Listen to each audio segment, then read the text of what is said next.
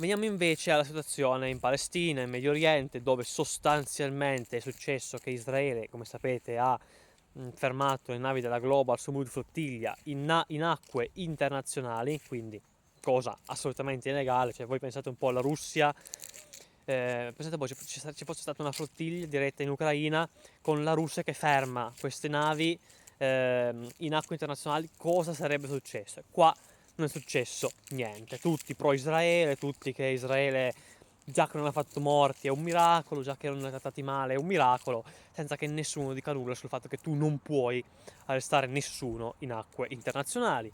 Non potresti farlo neanche dove c'era il blocco navale di Gaza, però lì sai almeno comunque sono acque territoriali che siccome Israele controlla la striscia ci può anche stare che uno pensi siano di Israele. In acque internazionali non sono di nessuno, tantomeno dello Stato eletto da Dio.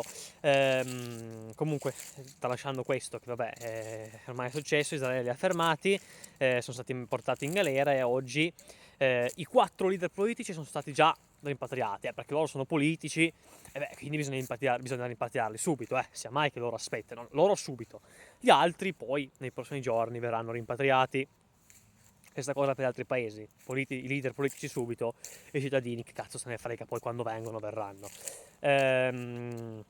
Detto questo, si sono rifiutati i politici di rilasciare dichiarazioni, hanno detto solamente che insomma sono successe tante cose, però le diranno domani in una conferenza perché sicuramente si devono riunire per cercare qual è la versione da dire dei fatti, perché secondo me o non lo sanno manco loro, oppure non vogliono dire quello che è successo veramente, perché si devono inventare, no? Cose. Però, vabbè, a parte questo, sono partite altre flottiglie dalla Turchia e dalla Sicilia, ma tanto anche quelle poi verranno intercettate, mentre alcune flottiglie in questo giro qua sono riuscite a passare al blocco di Israele, ma poi sono state intercettate dopo e fermate dopo.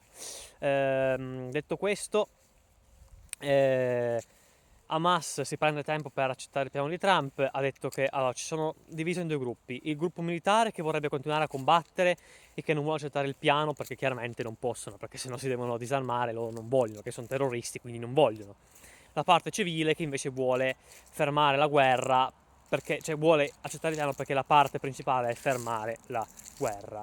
Quindi sono un po' divisi, stanno prendendo un po' di tempo, stanno chiedendo a Trump diciamo di fare delle piccole modifiche sul disarmo, e comunque di chiedere delle garanzie che Israele si ritiri. Però entro domenica dovrebbero accettarlo. Trump ha dato l'ultimatum per domenica. Mentre a Gaza Israele conquista una striscia che divide a metà il nord e il sud della striscia. Conquista insomma la costa di Gaza City.